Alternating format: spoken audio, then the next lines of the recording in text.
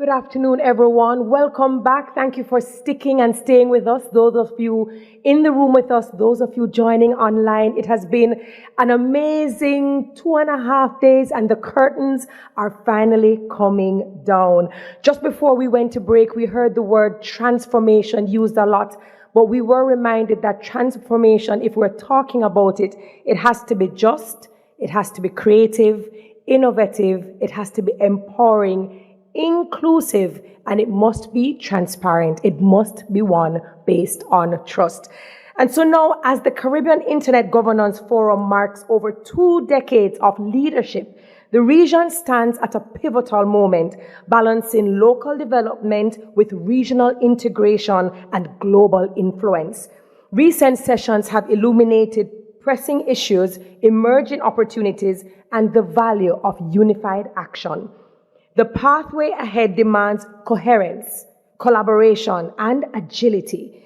By synthesizing insights and forging common practices and priorities, the Caribbean can shape a digital future that is secure, inclusive, and prosperous, championing regional voices on the global stage and delivering tangible progress for all Caribbean people. This next segment focuses on policy synthesis and strategic priorities, charting a coherent path for Caribbean internet governance. So what will we be talking about? We're looking at integrating insights across sessions to inform regional action, collaboration, and representation in global fora. To take us through this discussion, I now invite to the stage our Secretary General of the CTU, Mr. Rodney Taylor, and he is accompanied by Ms. Gabrielle Johnson, Vice Chair, Caribbean ICT Youth Network. Please make them welcome. Un gran aplauso. Okay, good afternoon. In the last session, thanks for your energy. The room is still full, and I'm sensing you're paying very close attention. So, over the past 3 days, we have examined the Caribbean's priorities for a resilient and inclusive digital future. And this conversation is about bringing those threads together. How do we connect everything? What was said in our sessions and what it means for regional action and for how we show up in global forums. Thank you, SG. From the CYIGF floor to the CIGF plenaries, the messages were consistent throughout. Keep the Caribbean voice strong. Place youth and women at the center and ensure digital transformation delivers tangible benefits for our communities. And to start with the foundations, we trace the region's internet governance journey from WSIS 2005. I mentioned that this was the first regional internet governance forum in the world, to today in Cuba, 21, signifying, in many cultures, 21 is a sign of maturity. And I think we have really matured at the age of 21 here in beautiful Varadero. Today, and we traced it from 2005 to today and reaffirmed that multi-stakeholder collaboration is essential to shaping resilient and inclusive governance. Yes, youth voices echoed that throughout. Young people positioned themselves as innovators and as advocates for digital inclusion, technological sovereignty, and meaningful global engagement. The sentiment was clear. Regional collaboration is not optional if we expect to participate effectively in global processes. Precisely. Participants call for harmonization of the ICT space, stronger infrastructure, and the establishment of regional data hubs and governance frameworks. These were presented as essential to reducing fragmentation and to support scale across CARICOM. Cyber resilience also featured strongly. There were concerns about the rise in cyber attacks and about climate-related vulnerabilities. The need for sustainable telecoms networks that can withstand shocks was emphasized repeatedly. And within data governance, the call continued for frameworks that enable responsible sharing and protection while supporting cross-border services. The emphasis was on practical governance that underpins development and safeguards rights. On AI, speakers stressed AI's practical value in disaster response, tourism, agriculture, and health, alongside the need for responsible use. And yes, the message across panels was to integrate AI thoughtfully, embedding ethics, inclusion, accountability, and robust data governance. On day 2, there was a consensus to mainstream AI into the Caribbean Internet Governance Policy Framework, with a focus on innovation, inclusion, accountability, ethics, and data governance, so that deployment aligns with our regional values and priorities. So that mainstreaming was presented as a way to capture benefits while managing risk, development first and risk aware. I was also pleased to note reference to the region's recently launched Caribbean AI Task Force and its role in shaping our overarching approach. Turning to participation, the CIYGF made it clear that youth are not merely beneficiaries but contributors. They asked to be engaged year-round through the CIYN and brought forward ideas on digital inclusion and on participating visibly in global fora. Yes, and I encourage our young people here in Cuba to join our CIYN network and to help to build that network and strengthen our numbers. So women's leadership was highlighted as well with concrete evidence. Cuba's is led by example with 71% of telecoms executives being women. We are excited as a regional, and this is a very, we're excited at the regional benchmark that Cuba has set. Mentorship and expanded opportunities were called for to maintain that trajectory. And there was an explicit commitment to continue regional dialogue toward a virtuous internet, to sustain youth engagement via the CIYN, to strengthen women's leadership in ICT, and to prepare collectively for digital future. On global processes, our discussions covered the WSIS Plus 20 review, the Global Digital Compact, and the renewal of the IGF. The Caribbean was urged to amplify its voice and to ensure youth participation is visible and substantive.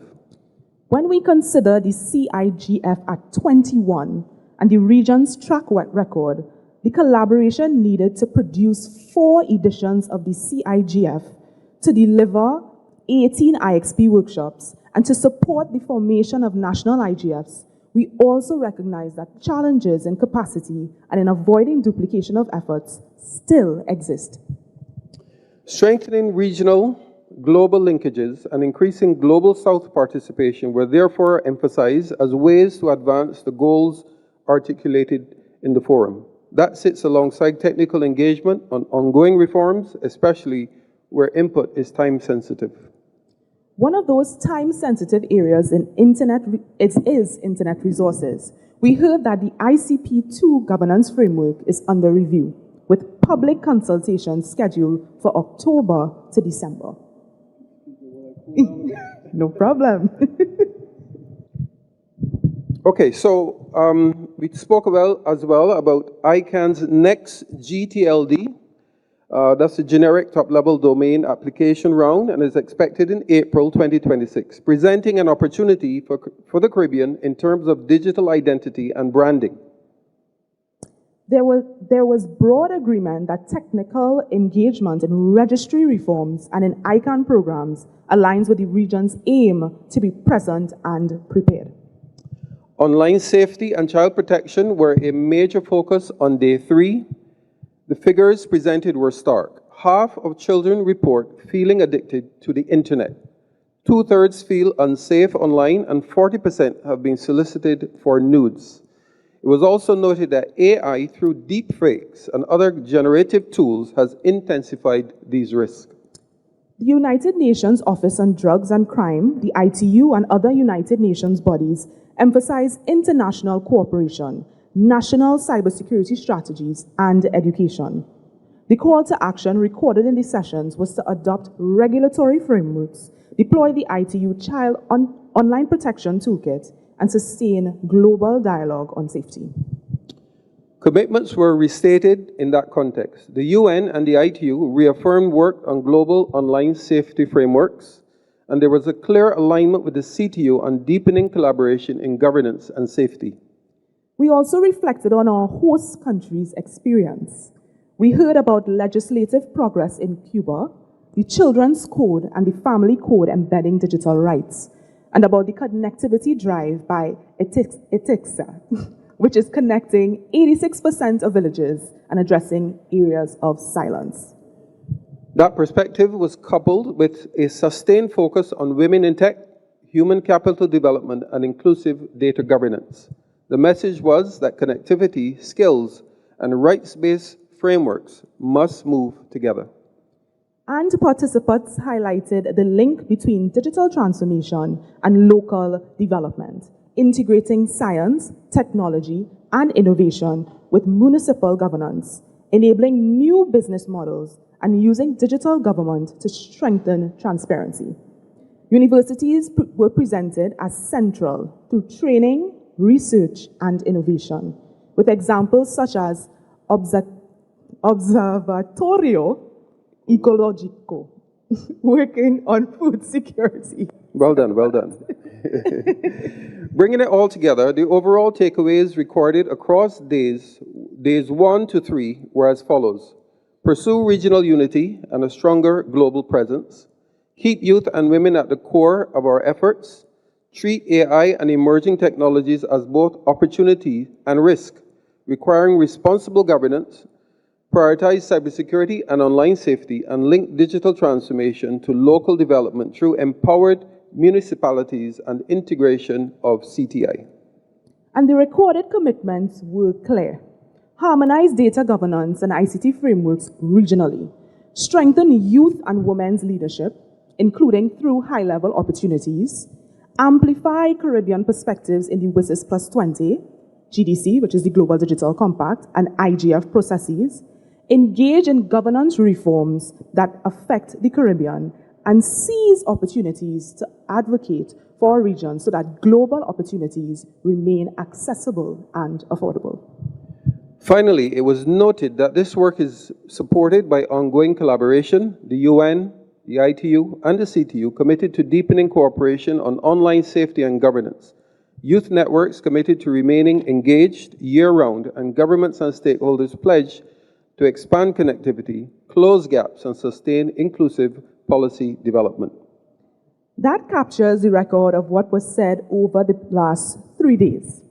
Thank you to all who contributed in plenary, in breakout rooms, and at the CIYN for shaping a coherent Caribbean narrative that we can carry into the global arena.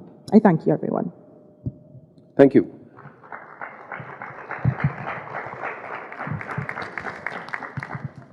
Thank you so very much for that beautiful summary over the last 3 days, really bringing everything together and explaining to us what are the things that have been most important. Now, as I've been listening to everything over the last 3 days, I can't help but just say to myself that I think as countries within the Caribbean, we have to do our own introspection. A place is as good as its people, right? And so we need to ask ourselves, what are the standards that currently exist? And are there gaps? What are the holes? Where are they? And how can we fix them? The second one is, well, who can we collaborate with that will help us fill those gaps to make sure that our standards are even better than the ones exist?